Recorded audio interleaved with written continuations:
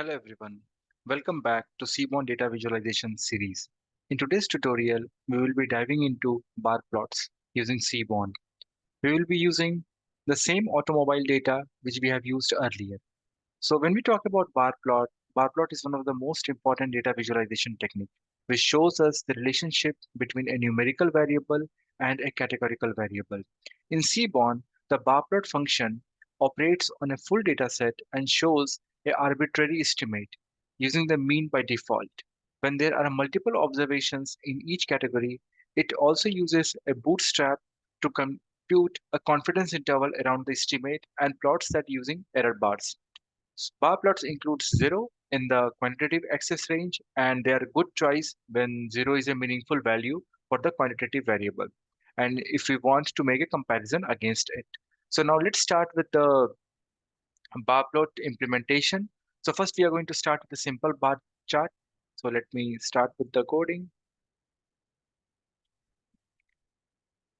So in order to create a bar chart, we need to use the seaborn.barplot method.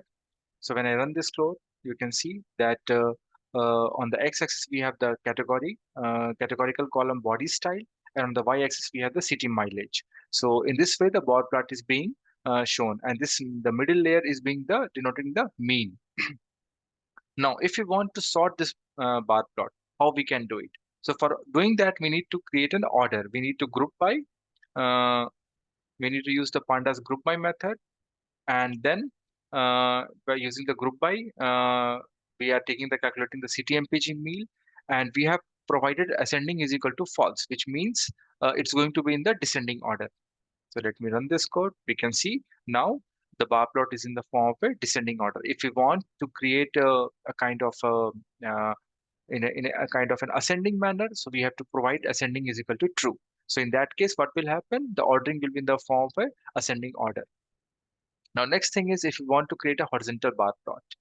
So in order to create a horizontal bar plot, we need to just change the x and y axis columns. So what we have done here is we have kept the CTMPG or the numerical column on the x axis and the categorical column on the y axis. So what will happen?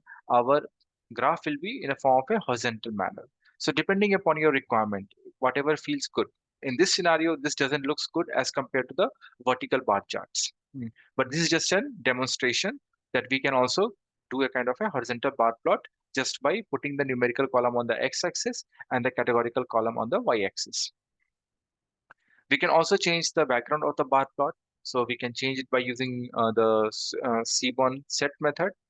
And we have done the sns.set, and here we have provided the color, the grid color, and what should be the label size and everything. So by using this, we can change the background.